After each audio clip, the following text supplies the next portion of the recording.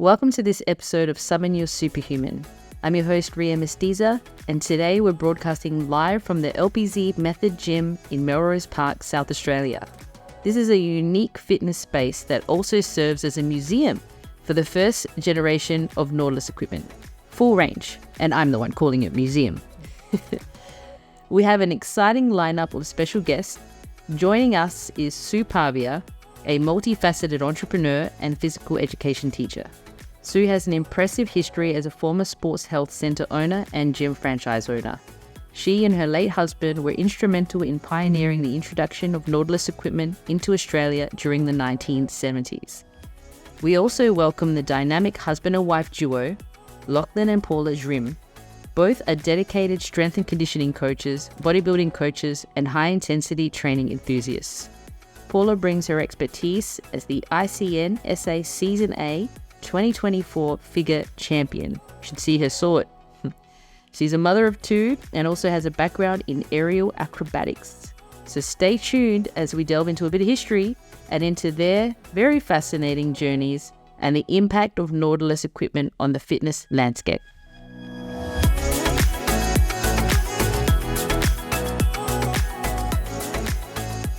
So Sue, I'd love for you to tell us about the origins of why your husband, Grant, and yourself went over to the US and thought, hey, we need to bring this Nautilus equipment back to Australia. Like, what was the whole drive and mission behind that? I know you mentioned he'd done some work over there, so it wasn't an immediate thing, but... He actually went to Syracuse, New York State, a university, to study and complete his doctorate. And while he was there, he researched by going into college facilities, university facilities in fitness training and rehab of sports people, primarily gridiron and basketball. And he travelled around facilities close to New York State and saw what they were doing. And then when he returned to Australia, he wanted to bring the equipment back in and it was Nautilus equipment and the scientific background of how it was strengthening the muscles for conditioning and how it could be used for rehabilitation with injuries, so that he went into it on a twofold thing, then worked in with some colleagues who worked with him, who were also involved in football clubs here in Australia, and they looked at the idea of setting up a business where they could bring in the best equipment to test, train and rehab athletes, as well as business people and general people. When they started up Adelaide Sports Sciences Clinic, which was, they had the official opening in November 78. So that was the whole 13 pieces that he purchased and then and imported. Yeah. So, and the pricing then is a lot different from what it is now. So, but so he bought that back, as well as some Cybex equipment. In other words, it was the latest testing and training for equipment that he sourced in America at the time, that he could bring back and set up the first sports medicine clinic in Australia of its kind. So in conjunction with the hospital, using their operating theatres, orthopods, and it was like a one-stop shop in fitness and rehab. Yeah, that was revolutionary in that time, really. That was 1970. We came back in 77 and they opened the clinic in 78. 78, November 6th, I remember. Yeah. So, yeah, that's fantastic. So it was an all-in-one sports medicine clinic? Yes. As well as a hospital with x-rays and we took over virtually one wing of the hospital and set up there, and it then expanded out, built on from that as we got more and more Nautilus equipment and testing and rehab areas. So it was quite a revolutionary things. And then from there he used to go and help other people in other states set up a similar sort of facility. So Yeah, the second one was in Brisbane. And was that in like 1980? Gold Coast one that was set up in conjunction with the hospital up there. Okay. That was until 1984, so that was probably about like 6 years later. But what kind of results, or I guess what kind of impact did you see Grant making with this new clinic and everything like that in that 6-year span? Obviously, we can share some of the clips, up on screen, but what did you see as the impact he was making with this new facility? It was a very exciting time because it was all sorts of sports people, ranging from the basketball, the soccer, hockey. There was a jockey. I can remember working with a jockey on the Nautilus equipment because you could adjust the seats and the weights and that. And so there's a whole range. There was also, we had a wheelchair athlete who was Robert Turner, was an Australian sprinter with the wheelchair. Fantastic. He used to train on it as well as work with us at one stage. So covered the whole range of sports people, golfers, as well as the general fitness people. We worked a lot with the Star Force Police, people coming in and working out, strengthening and rehabbing as well. So yeah, seems like it created quite a buzz back then. Lots of articles, lots of people talking about it, lots of high-profile people coming in and using the place as well. Yeah, so yes, it was exciting, and I used to go in there in the middle of the day to give the general workers a break for lunch because I had a background too, and I could work in the gym, and I can remember working with several of the sports people and seeing them. So it was exciting times for me as well, and the family were at school by then, and then later on my daughter started up a fitness centre, and she also had a range of Nautilus equipment there as well. So, and that was a next progression from starting off with Adelaide Sports Sciences, is going into a range of perfect fit fitness centres. That was what your daughter was part of, or? Yes. Yeah. So, so the Renaissance Centre edition, was that part of Grant and his other partners? He set up part of the Adelaide Sports Sciences Rehab Centre within, in conjunction with the Renaissance Nautilus Centre.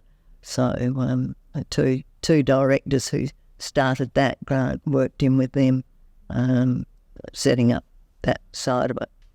Great. So he was a very busy man by the sounds of it. So he was an educator. He was he was always talking about spreading the message, and he was doing a lot of hands-on work and very involved in all the aspects by the sounds of it. Yeah. So, and then I just learned earlier that he also was one of the founders, or the founder of one of the founders of the Australian Institute of Fitness, where I got qualified. Did you get qualified there? Yeah, I got qualified with the Australian Institute of Fitness as well, yeah. Australian Institute of Fitness. So he was one of the founders of that. That's sensational. Yeah. So, so he's one of these people that once he got something established, he was looking for another challenge. So, and this is what excited me, to see Paula and Lockie actually setting up a business like this, using that first same equipment as what Grant brought in from America, to set up two young people setting up a business and taking all the risks that we took, then, and I just wish them all the best for the business and hope it goes well. And renewing my acquaintance with a lot of the pieces of equipment that I used to work out on and take people through on. So it's been an exciting time for me to come and see this next. It's very special for us too to learn more about this equipment and the history of it here in Adelaide. Yeah. Like both of us are familiar with the history of the equipment as a whole, just because I've been down that rabbit hole and obviously to the point where we've done all this, but to find out more about it and how involved Adelaide is with this kind of equipment, it's been really, really exciting for us to learn about. Absolutely. Well, how beautiful is that for it to come full circle in Adelaide again? Yeah. You know what I mean? Yeah. Absolutely. And I saw Sue working on one of the pieces of equipment, and you can just tell that you just love it. You really can. And I can tell that that's been helpful to you guys to be able to share your little, ins and outs of the machines, because you know them so well. You still know them so well. So yeah, it's come full circle now to you guys. And take us through how you first came to acquire your first piece or your second piece. Like take us back. Yeah, so Lockie was definitely the one that delved into it. He had his finger on it before we even went together as a couple. So it's Yeah, so basically I listened to a podcast with Dorian Yates on London Real, and I think it got fed to my algorithms for completely unrelated circumstances, but because he's like a bodybuilder that I was a fan of already, just to hear him talk about Nautilus equipment and how it works and describing the cam, varying the resistance to match the strength curve of the movement, and talking about it being so far ahead of its time, and that it was just turfed out of gyms purely from aesthetic purposes, because it looked like old pieces of torture equipment, even though like stuff that has been built since hasn't been built to the same level of meticulous like planning in terms of like how its function is, rather than basically how pretty it is. It just got me really interested, purely because like I was very fascinated in building strength alternatively to how I was doing powerlifting, because I was always I tend to be someone that always gets to the point once I get close to my limit, I would hurt myself lifting free weights. I'm not really the ideal shape, I think, for doing big, heavy compound movements, long femurs. So my lower back would just overcompensate for just my limb lengths when it comes to performing things like squats and deadlifts. And I was looking for a place in Adelaide that had these Nautilus machines, and I couldn't find anywhere. I just heard that places used to have it, don't have it anymore, and we don't know where it's gone. So I just typed in Nautilus Adelaide and it came up in Gumtree, and I just saw like an ad in Gumtree that said the best machines ever built, hiring to any gym that's willing to pay $1,000 a week, and that's just after COVID. I'm looking for ways to turn being a personal trainer into like a full-time thing.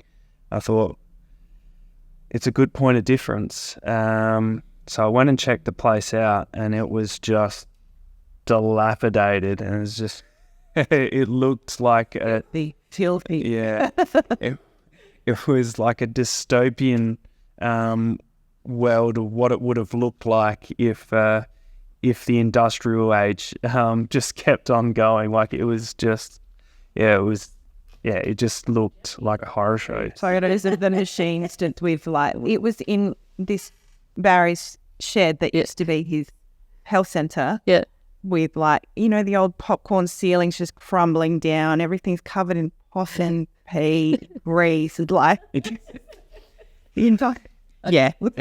There's like pots and pans and like baked bean cans and stuff flying on the Everywhere, yeah. Just dust on every. And Barry did not want to sell. Barry wanted to rent these machines in this state for $1,000 a week. That's crazy. So he was not using them, obviously. Well, he says that he is. Okay. But the dirt never went away. The dirt never went away from the upholstery. I didn't see any head marks on it. Yeah, but to see it, if you sat on something, you would leave a clean butt print and your clothes would be filthy. So we knew that nothing was changing. But Okay. All right. So you've gone there and seen the state of neglect, let's say, and thought, opportunity here to renew and revitalize this equipment. Maybe we can convince Barry to sell to us.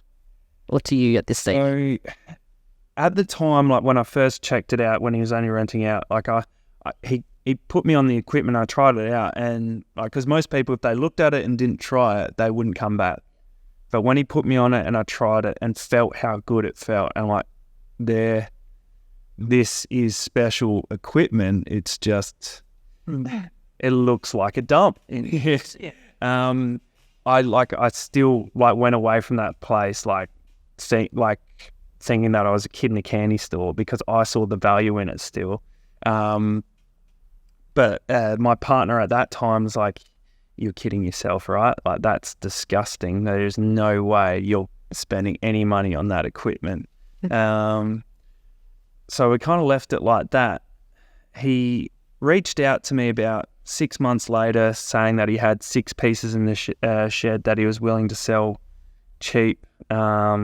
None of the pieces that I wanted. I think I really had my heart set on the pullover machine because Dorian Yates had a love affair with that machine, and like credit it for him building his gigantic back in bodybuilding, and I saw that as a bit of a weak point for me because I've typical gym bro with a chest and arms, not seeing any progress from the muscles that I don't see in the mirror.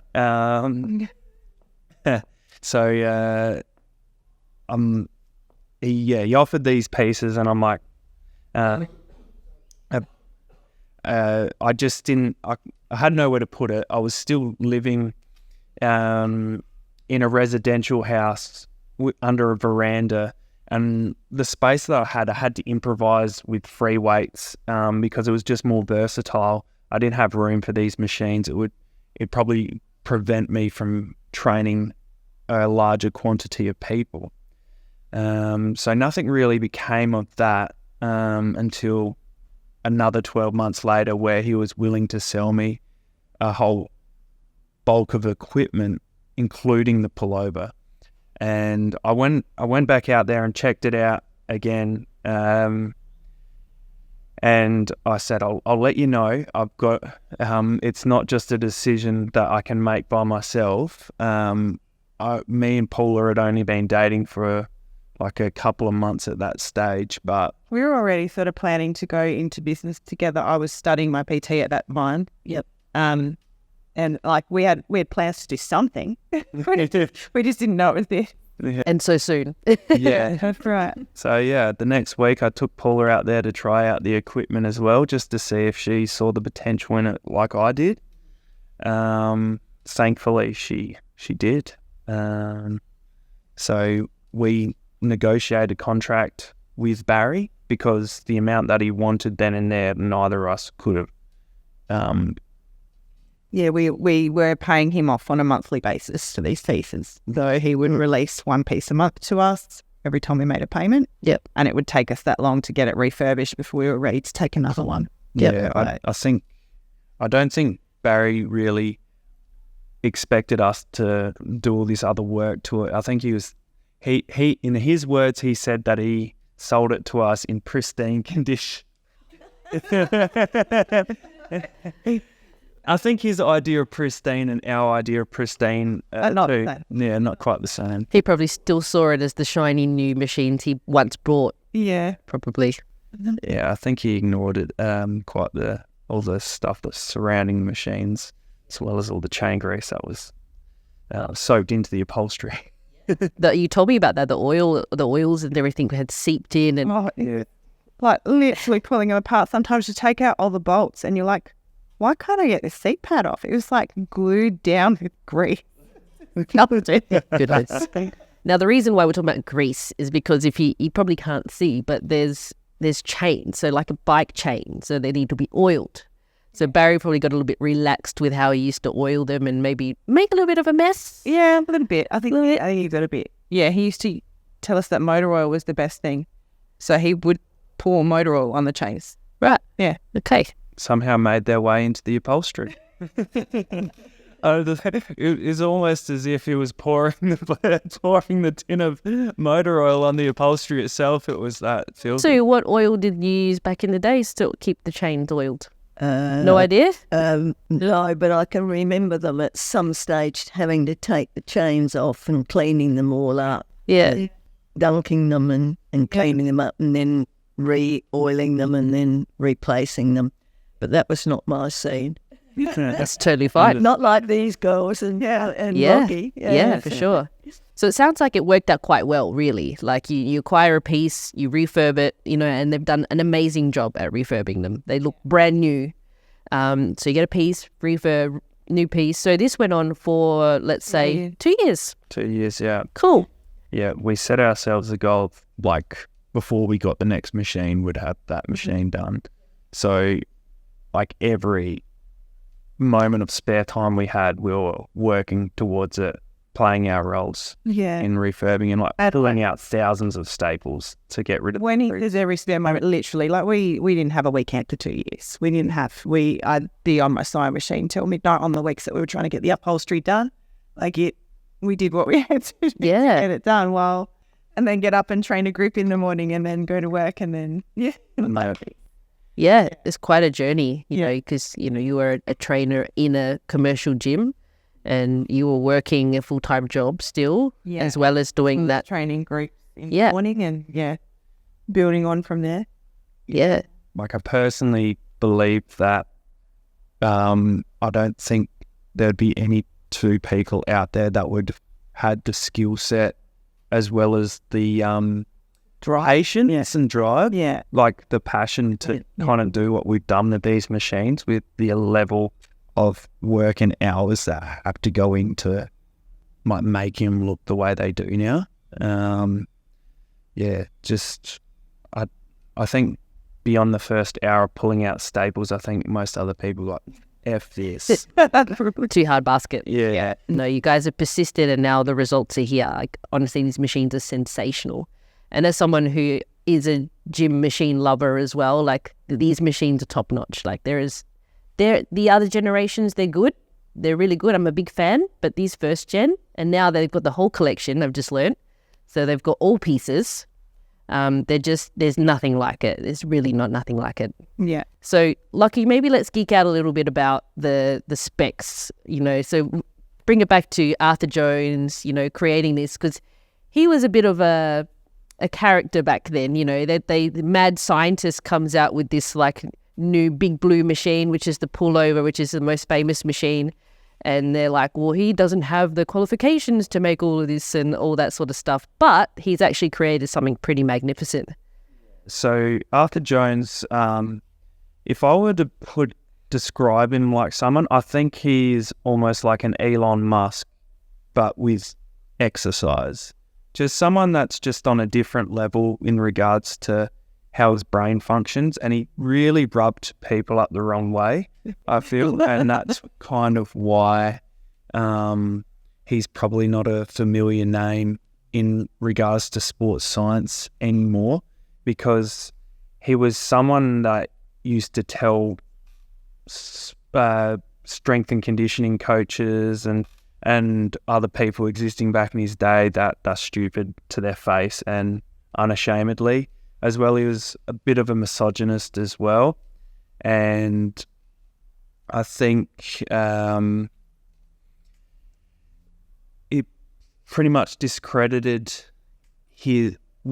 his contribution to exercise science, I feel, long term. But I think his product still holds up to this day in regards to how it functions and how it works and the science behind it. So in each machine, he's designed a cam specifically to mimic the strength curve of that movement. And it happened to be like he would used to test athletes in Florida with all these exercises and just from observation how to appropriately accommodate the resistance to make it more balanced throughout the entire range of motion.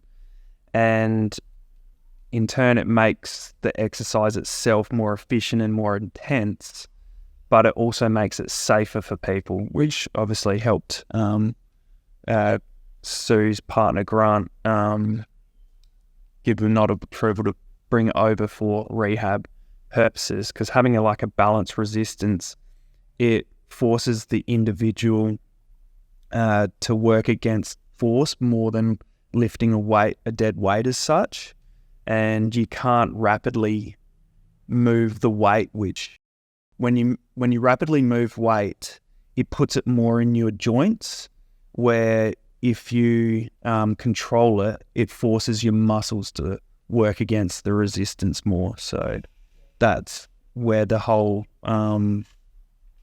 prevention of injury and rehabilitation kind of works into how these machines operate. So yeah, he was a big proponent of negative eccentrics and things like that, like taking time with the movement. But in terms of the machine structure itself, I know this was a big reason why Grant and yourself and the others brought it to Australia, is because not just for rehab, but because it's been proven to build strength a lot faster and safely. And the way that it fixes you in the machine, so that you can cater it to the person, so that it's not you want to lengthen the muscle, but you don't want to over exert at the same time. So it's a controlled movement. And then his principles about the intensity aspect, which you guys practice still today. You want to talk about that a little bit more? His intensity. Oh, yes, Sue. Talking about that, you make sure that you align the joint with a rotational movement on each of the cams, and you can adjust the seat. And I think this is where you've got your safety aspect from it, as well as, making sure you are using the whole cam to strengthen the whole range of movement. So it's a much more comfortable set of equipment to work on as well. Having tried other pieces since, I'm not very comfortable on using them. Yeah. So I tend to not work out in the gym so much more than just doing fitness classes, but I still feel comfortable, I think, getting back onto these where I could, work on the eccentric again and the alignment of the joints. So I think, there's an aspect of that. You can also adjust them for range of movements to accommodate injuries as well. So there are a lot of safety mechanisms about the equipment. Yeah, that's exactly right. It's safe and comfortability. Like, they don't make machines like they used to. You get on them, they feel flimsy, they're hard. You can feel your back in the wood at if you're doing a leg press. Like, it's not. And so, you've just highlighted that you're not comfortable using the newer generations of different brands of machines, but you're more than happy now to jump back on these and start working out again here, hopefully. One of my, I think it's an Arthur Jones quote, is that these machines make it really easy to work really hard. So pushing yourself, high intensity training is what we advocate for, and that is pushing to failure. So that's hard. That's hard. We put you through it. Yep. But the way that the machines support you, and the way that the line of movement and everything is, you can't do it wrong. Like you can with a free weight. The worst thing that's going to happen, you'll hit that failure point. You won't be able to move the weight anymore. Yeah. And that's what we found, with the high intensity trainings, is it's really an exciting way to train when you see a progression each time. So you're looking for increased reps or increased plates, depending on where you fall, and you've got a number to chase. So you are essentially competing against yourself every time. We love training that way, and we've seen huge changes in our physiques since we've been able to train that way. And now we've only been open here for a few months, and we're hearing the same things from our clients. One of the most immediate things people are seeing is postural improvement, because the machines give you increased flexibility. So people are opening up, standing taller, and we're at the point where, one of the initial things people, they love chasing that number. They love seeing it go up and knowing that they've got that increased strength. If your max out was 10 reps last time and this time you got 13, you know you're that much stronger. Training any other way doesn't give you that. I guess that I'm not discrediting training short of failure. There's definitely merit to that, especially with free weights where it's safe, where it's a lot safer to train like that. I think what's great about training to failure and then seeing the numbers increase every time you come in, you know that's a tangible strength adaptation, where when you're doing multiple set training, there's kind of some speculative aspect to it, because like, could I have done that last time if I'm training short of failure kind of thing? And that's what I think we thrive on as well. And it's not that we train exclusively to failure. We, for ourselves and for our clients, we advocate a blend. We offer the free weights as well. We do all kinds of training, and your body needs time to recover when you push to failure. So it's not something you can do every day, or, for us, even where we're at, we only do that to failure once a week. And in between that, we do, circuit training or reps in reserve training. And you can feel that you're getting stronger doing that from doing the 1 to failure a week, which is exciting. Yeah. Well, that's where I guess the biggest or the most talked about experiment was the Colorado experiment, right? So when they really highlighted the benefits of that kind of training specifically, and then the results that they were able to get. So I think that really speaks to that. And the fact that you're not solely saying, oh, this is the only way to train, because a lot of people back there, this is the only way, this is the best way. It's like, well, no, there are many ways, but this works really well. But also at the same time, we live in a very highly stressed, environment, or we're all highly stressed nowadays. We can't put ourselves to failure every day. Definitely not. You won't see your numbers going up if you're trying that. But so that's really good that you marry all of those principles. And the good thing about it is, if somebody, like a lot of people are time poor, if all you have is time for one 30-minute session a week, if you really do give it your all, you're still going to see benefits. You don't have to be in the gym. Some people need to be in the gym every day for their mental health more than anything, and that's fine. We'll accommodate a blend that's going to see you still increasing in strength. Yep. But if all you've got is 1 half-hour session a week, give it everything and you'll see change. Yes. Yeah, definitely. Well, the principles behind Nautilus machines is to come in and not train for a long time. It's about 30 minutes or so. So it's getting the best bang for your buck for the time, and with the best machines. Yeah, wow, absolutely. Another quote that I love, I think it was Mike Menzer, you can train hard or you can train long, but you can't do both. And that's really evident in doing the sets to failure. You can sit in these machines for an hour if you want to, but you're not going to be achieving more than if you put yourself through 1 set to failure.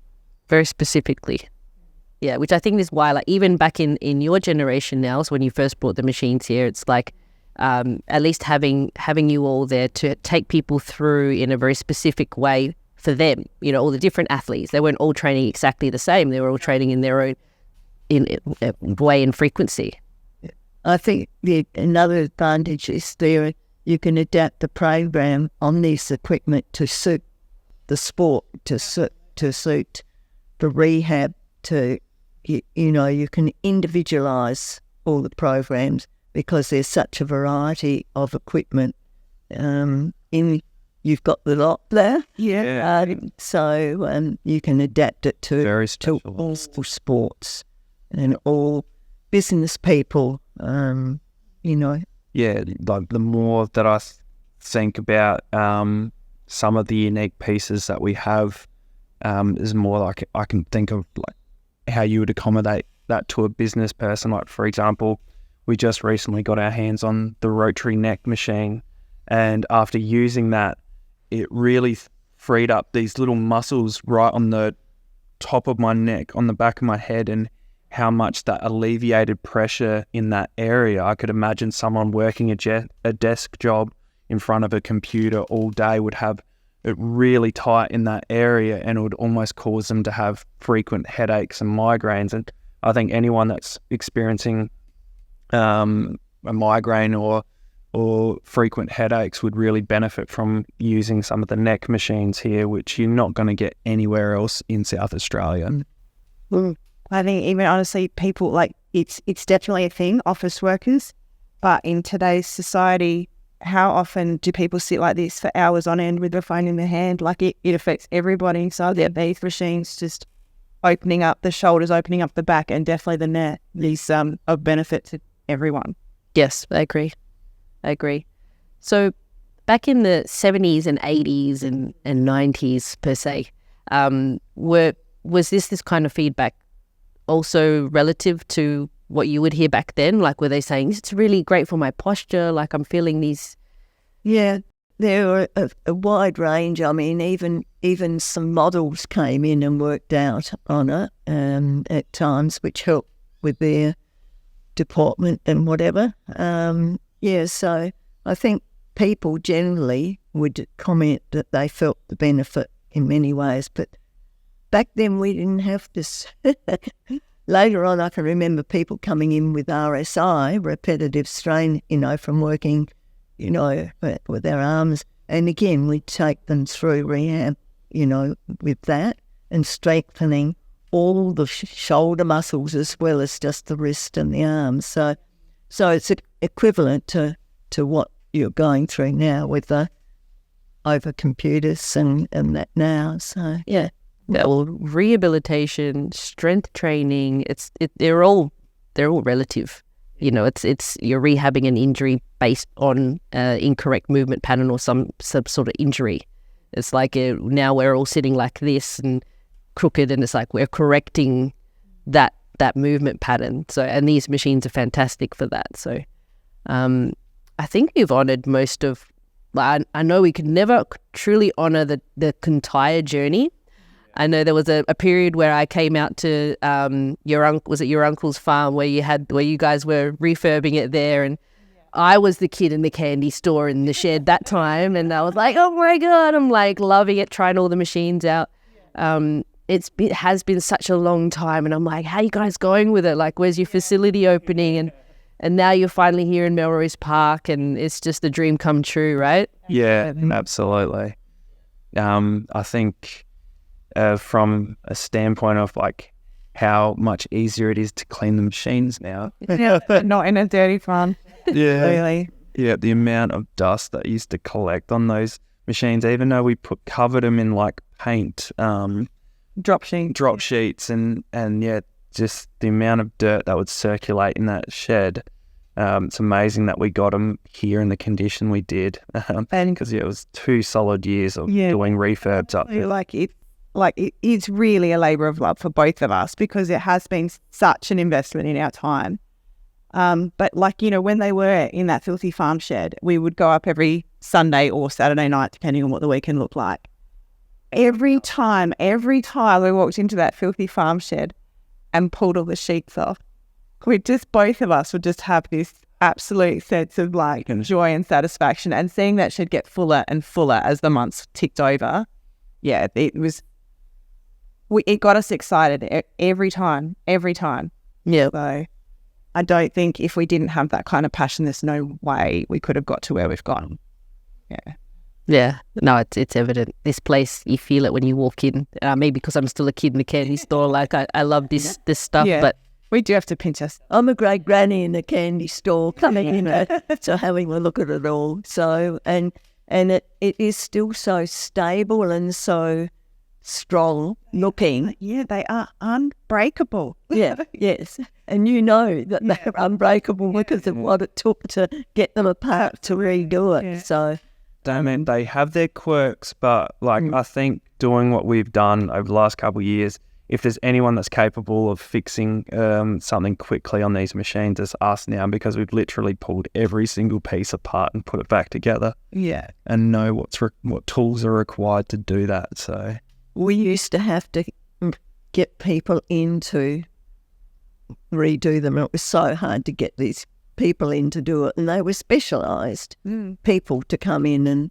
and fix fitness equipment. So, if you can do it yourself, you're saving a lot of hanging around waiting for them to come in, as well as the time and the cost. So, because nothing's made like this anymore, you'd get fitness industry professionals coming in here and they'd be scratching their heads. They wouldn't know what to do, particularly with the way the chains and that all link up and with the cams. So I think it really heightens your appreciation for the machines. I've built the stuff that I have at my home gym, and that just, even for me, understanding the intricate pieces and how the Smith machine does that, and how the weight counterbalances here, and how to connect all the cables up. So I did all that myself, and I was like, wow, I really appreciate how all this stuff works now, even more now that I've put it together. And you were talking about the alignment of where to have your joints, and it's you really appreciate everything when we had to put it together. Yeah. There were times where there were late nights, and I think the compound leg was one where the pieces were so heavy, and we just got it. It just took 3 of us to get this massive part in that had these huge cams, and then he's looking at it and he goes, it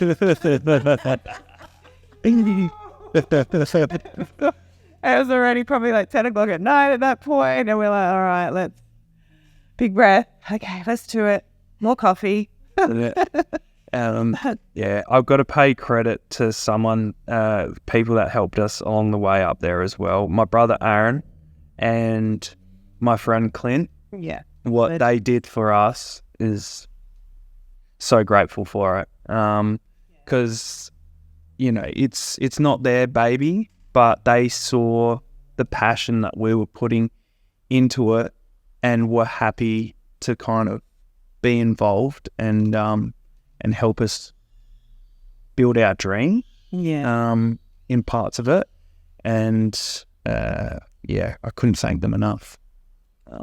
And helped us meme it as well. Yeah. Fans involved in moving it down, and they were definitely... That was we got a 10-ton truck and pulled some machines in half and wheeled them out of that shed, and we would have got three loads full of a 10-ton truck, which is it's not far from a semi, really. It's quite sizable. Hello, lovely. This is the gym mascot. And baby Lexi. Do your friends come in and work out on the equipment now? The funny thing is, I had quite a lot of my old work colleagues train with me in North Brighton with the free weights, and they really enjoyed that. I'm hoping that they come in and try out the equipment at some stage. I know that they're paying attention to what we've done on social media and everything, and they think it's pretty cool. It's just everyone has busy lives, and I'm sure once they come in and try it out and see the value in it, they won't regret it. But it's really up to people and their schedule and when the right time it works for them. Our friends that were helping us, the farm sheds up in Maipalonga, so they're local up there. And we did, once we had enough pieces refurbished that we could put people through a full body workout, not only were we refurbing them up there, Sunday was training day. So we had paying clients up in Maipalonga. So we would start the morning training clients and then move on to I'd train ourselves and move on to refurb. So they were training with us up there, but it's far for them to come down. Yeah. Oh, it's a bit far. Yeah. They've been down. Yeah. Been down. Clint's been put through his paces a couple of times when he's been in Adelaide. Yeah. Oh, that's good. So Sue, How does it feel for you now? You know, like from remembering, we've taken you down memory lane a little bit, and then now you're here and you're seeing that they're about to embark on their now decades of future here. I mean, it's been 50 years, almost 50 years since, this journey began for Grant and I, and his colleagues, or they were a couple of years afterwards. But it's just overwhelming in some ways to think back over the years and what the journey we've been through, and then to think what's ahead of you for the next 50 years. Yeah. Honestly, Sti, I'm so grateful that you saw that article in the paper and decided to come in. I couldn't have been more surprised that day when you walked in and told me who you were. We are so excited that you decided to come and check it out. Well, I am so excited that I have. And talking to my children and my grandchildren and getting the scrapbook out and going through all that and going through Grant's journey and, saying this is what you can, it's ahead of you if you put yourself in, and showing them here. So I'll have to bring my grandson in to have a look because he's not that far away. Yeah. They've got their own little station set up in their garage and working out. In fact, when I dropped off his shorts that I've mended on the way to here, he was working out then. So yeah, definitely bring it along. I'm sure it'd be good for him to see, see and feel, the difference and what you've described to him in regards to what you had in the past. And he's following on. He's doing physical education, teaching, training. He's at the Flinders Uni now, studying that, and he's just, in his second year. So, he's following on a family tradition, a family history of, Grant was a secondary school phys ed teacher, as I was, and where we met at uni, and so, it could be, so could be in. But no, I just think it's so exciting for you, and particularly good to see how well you do, because there are so many fitness centres around now, and 24-hour fitness centres where people just come in and do their own thing, probably not correctly. And this is why I don't like working in a gym now, because I go in there and see how they do the exercise and how much damage they're doing to themselves in the long run. That if you're working out properly on this type of equipment, you shouldn't be doing that damage. So, it's an exciting time. Yeah. I'd like to be here in 50 years' time to see what you've achieved. Oh, I can promise you one thing: it won't be in the same state as what Barry gave it to us. I'm the next person who we decide to sell it to. No, but he was an eccentric, and he had a bit of a reputation back then too. I have no doubt. Because Grant, did have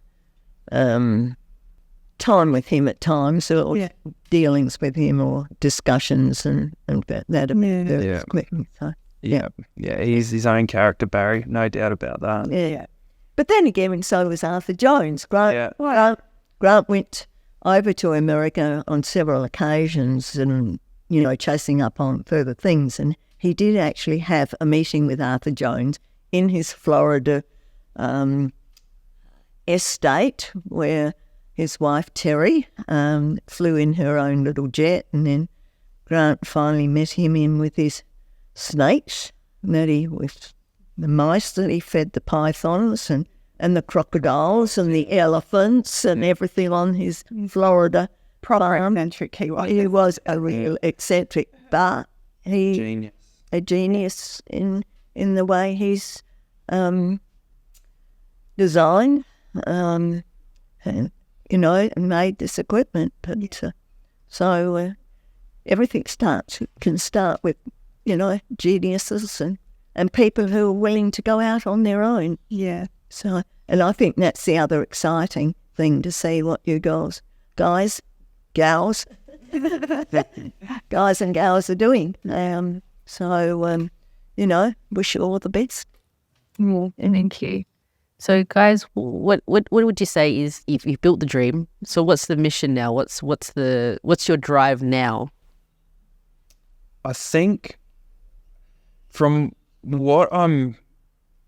my experience and the way the fitness culture's kind of trended towards functional fitness and it's neglected strength, and just from my personal observation, sport was rougher back when Sue and Grant had their gym.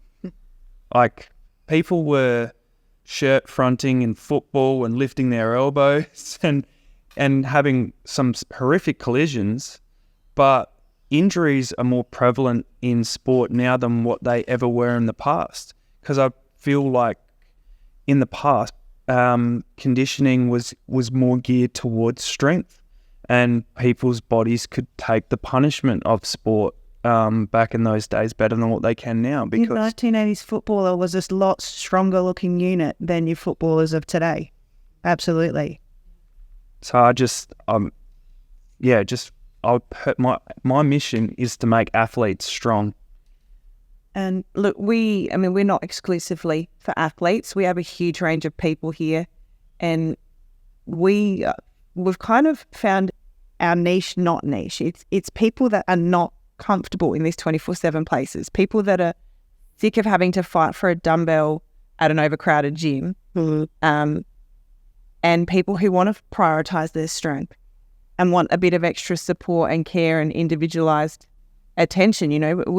We know everyone here by name. We know who they are. We know what they've been up to this week, and that's part of the reason they've come here, as well as the fact that they're seeing results and progress. Like, everyone, not just athletes. So that's what excites me, having mums come through the door and hearing them grunt as they grind out their to failure sets while I've got the child on my hip going, come on, you've got this. Like that's what gets me going. That's what gets me excited. Yeah. The personal approach, instead of a number walking through the door, is very important. Absolutely. Yeah, absolutely. And people feel it. Yeah. And I think they feel our passion too. 100%. Yeah, your passion and the community, I think, that you guys have already built and are building is beautiful. Like, it's definitely something that I feel, even as just coming in as a guest, come check out the equipment. So yeah, you guys are doing great things, and hopefully if people can get down here and just use the equipment, you'll see it for yourself. Yeah. So a question I ask everybody who's been in the show, and I have 3 of you today, so I'm going to start from Sue. The podcast is called Summoning Your Superhuman. So what does summoning your superhuman mean to you, Sue, when you hear that? What do you think that means? I suppose I used to do the training. Now I just do my own fitness regime that suits me as an individual.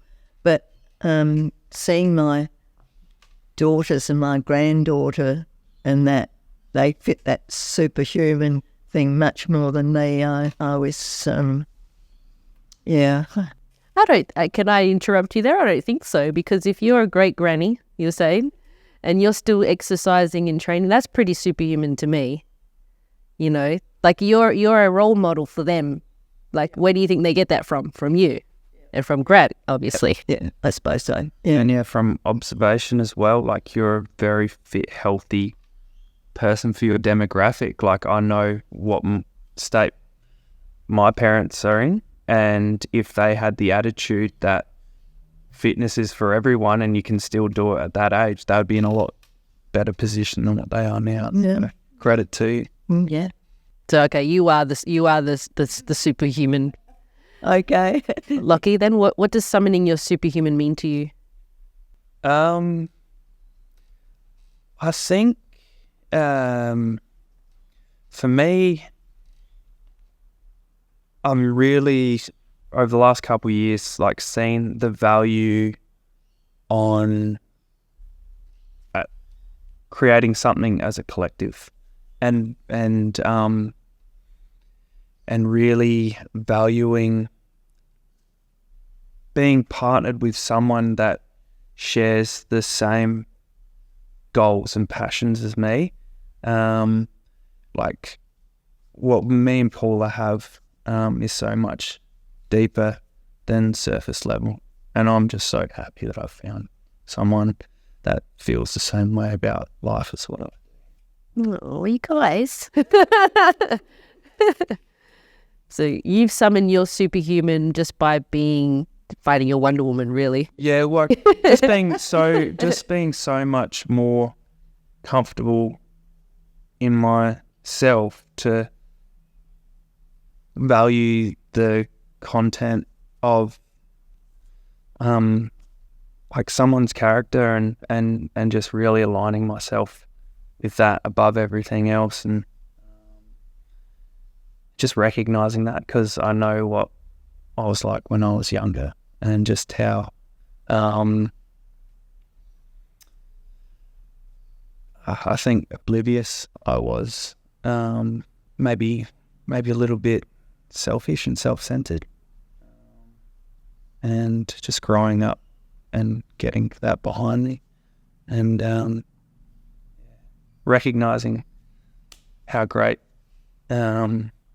someone is. And I think that's growth. It takes superhuman powers to be so comfortable in yourself to like be beyond your own personal selfish desires, I guess. Yeah. Thank you, Lucky. That was really good. Yeah, that's beautiful. All right, Wonder Woman, Paula. What does summoning your superhuman mean to you? No pressure, because that was like a tearjerker right there. It was. I think in a lot of ways we do bring out the best bits of each other. We bring out the superhuman in each other, most definitely. And I think that like I've had a big learning curve as well. Everybody goes through a lot of things. I went through a lot of things before I met Lockie, and I think that we've both found that really comfortable space with each other, which has helped me embrace all of what I am. And I think that I've done a lot of healing and growing over the last few years, and I feel like I'm in a position where I want to help other women embrace their own superhero, because like you pointed out, there's not a single woman I know that isn't Wonder Woman. There are so many ways that can come out, but most of them don't feel that they're worthy of that, which is something that I'm really passionate about helping them see. So I feel like that's where, again, I don't think I'm superhuman, but I feel like that's something that I'm driven to help women embrace all the different kinds of beautiful and strong that there are and that they are. Yeah. I think what you've both highlighted really well is just like when you really come into your own, and then you find your match, you find your soulmate, and then you're on purpose then. Because now you're both living on purpose, so you know now what you need to do, where you want to go, and the strength of each other to support and grow together, essentially. Yeah. If I was to just, Yeah. Yeah, I think that's basically what you both have said. Yeah. And thank you for that. I think that's wonderful. I think this has been a superb conversation. I hope that everyone was able to take their pearls of wisdom, and we've gone down memory lane and history back to 1970s, and now we're in the 2024, and whenever you're listening to this, it doesn't matter, but it's just the history of these machines will carry on, and there's more to the machine than just the Arthur Jones who created it and who's stocking it now, but it's like there are people behind it. There are people behind these machines, and there's a story, and I hope that'll make you appreciate these machines even more and come and try them for yourselves. Until next time, superhuman, strengthen your mind, body, and soul muscles, and stay amazing.